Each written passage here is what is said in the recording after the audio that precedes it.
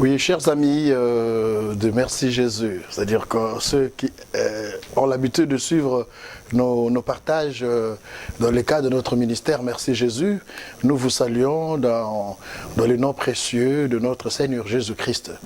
Moi, c'est le pasteur émérite Shalom Malwavengi. Nous sommes là dans le cadre toujours de Merci Jésus, qui est le ministère d'adoration, de louange et d'adoration et d'action de grâce à l'honneur du Très-Haut. Généralement, nos partages ou nos enseignements ont trois principaux objectifs, à savoir amener les enfants de Dieu à vivre pleinement leur bonheur, mais tout en travaillant. N'est-ce pas? Deuxièmement, c'est donner aux enfants de Dieu le goût de servir leur Dieu avec excellence. Et troisième objectif, accompagner les enfants de Dieu vers leur destinée à la lumière de la parole de Dieu. N'est-ce pas? Atteindre ta destinée, arriver à ta destinée, mais à la lumière de la parole de Dieu. C'est ça notre objectif, les trois objectifs. Mais aujourd'hui, nous allons partager autour d'un thème ou d'un sujet qui est comment marcher selon la direction divine. Comment marcher selon la direction divine? D'abord, la direction divine, c'est quoi? C'est la volonté parfaite de Dieu dans la vie d'un homme. La volonté parfaite de Dieu dans la vie d'un homme, c'est ça la direction divine.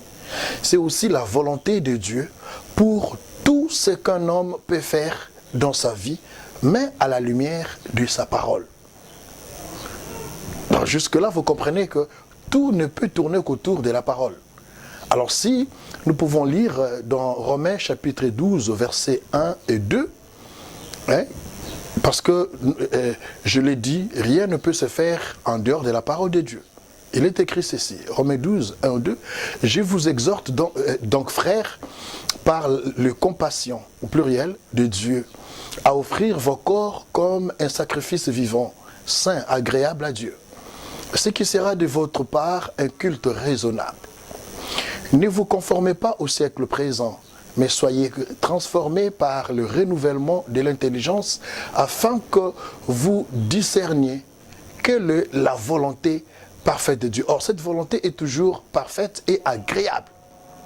N'est-ce pas? La volonté de Dieu finit toujours par être agréable et parfaite. Ça peut paraître difficile, hein?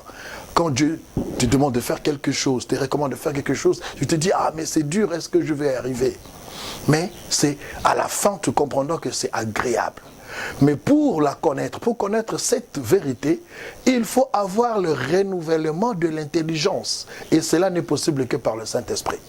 Si vous lisez encore dans Ésaïe 55, versets 7 à 9, n'est-ce pas? Ésaïe, chapitre 55, verset 7 à 9, la Bible dit que le méchant abandonne sa voie. Et l'homme d'iniquité, ses pensées. Que l'homme d'iniquité abandonne ses pensées. Parce que même le péché commence par les pensées. Qu'il retourne à l'Éternel qui aura pitié de lui. À notre Dieu qui ne se lasse pas de pardonner. Car mes pensées ne sont pas vos pensées, c'est-à-dire les pensées de Dieu. Et vos voix ne sont pas mes voix. Dit l'Éternel, autant les cieux sont élevés au-dessus de sa terre, de la terre. Autant mes voix sont élevées au-dessus de vos voix et mes pensées au-dessus de vos pensées. C'est-à-dire que les pensées de Dieu se diffèrent toujours des pensées de l'homme.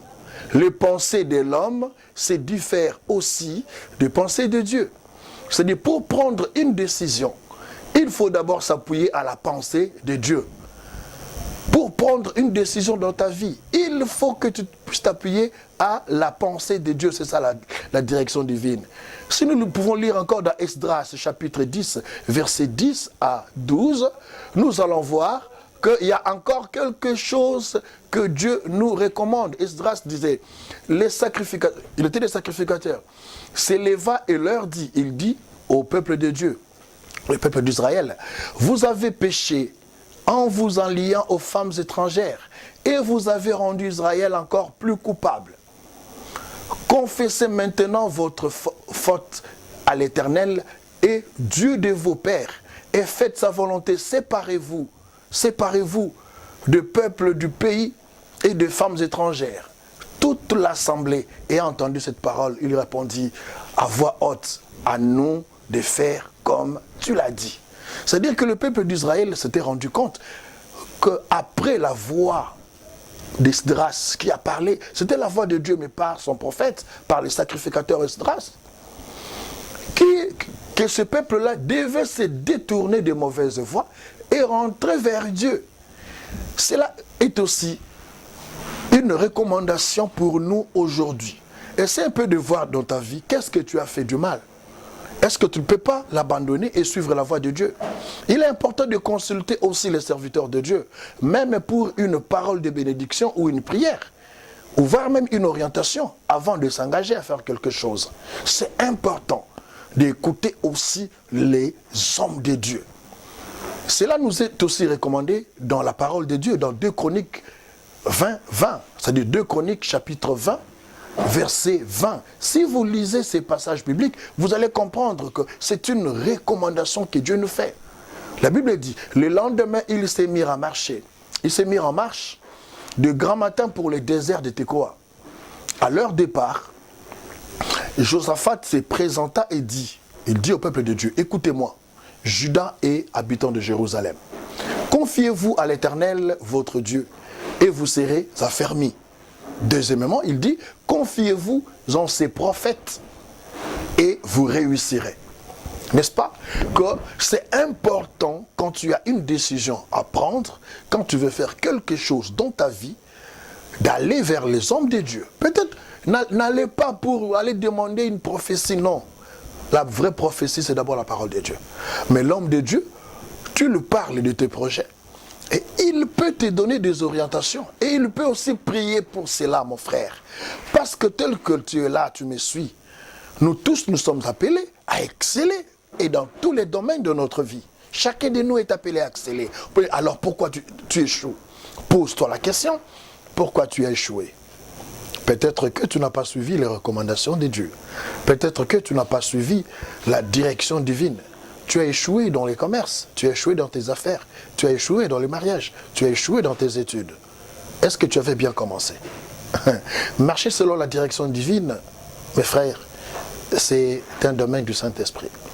Voilà pourquoi c'est important que nous puissions toujours et à chaque fois nous confier au Saint-Esprit et nous laisser, c'est-à-dire d'avoir la sensibilité à l'écoute du Saint-Esprit.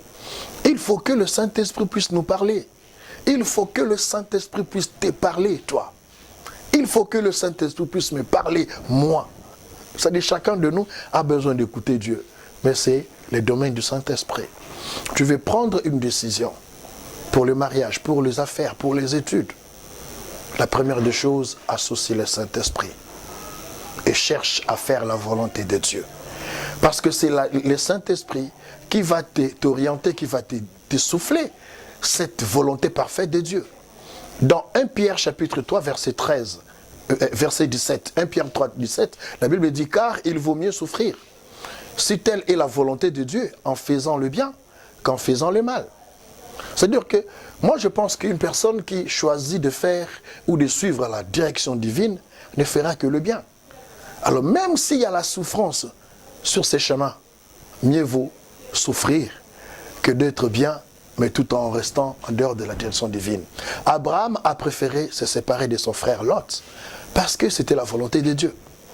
Ah oui, Abraham a préféré se séparer de sa famille. Élisée a abandonné les champs, il a abandonné ses parents pour suivre Élie, parce que c'était la volonté de Dieu. Bien-aimé, toi aussi tu as des choses à abandonner.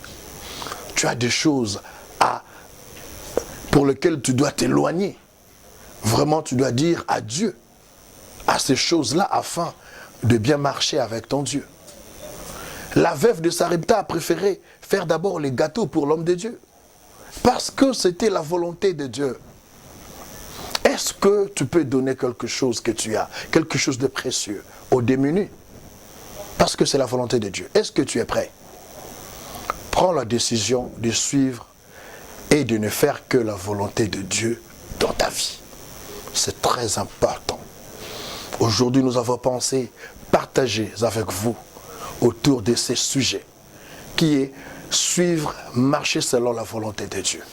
Ton échec ou ta réussite ne dépendra que de tes décisions. Alors, quelles sont les décisions que tu veux prendre aujourd'hui? Quelles sont les décisions que tu veux prendre aujourd'hui? N'est-ce pas de suivre la volonté de Dieu ou de suivre tes propres pensées? Tu es appelé à ne pas échouer. Par contre, tu es appelé à exceller dans tous les domaines de ta vie, comme je te le dis.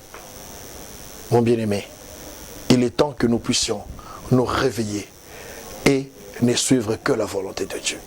C'était là notre partage. Marchez selon la direction divine. Si vous avez des commentaires à faire, nous en avons besoin. De suggestions, des conseils, nous en avons besoin. Que Dieu vous bénisse. À la prochaine.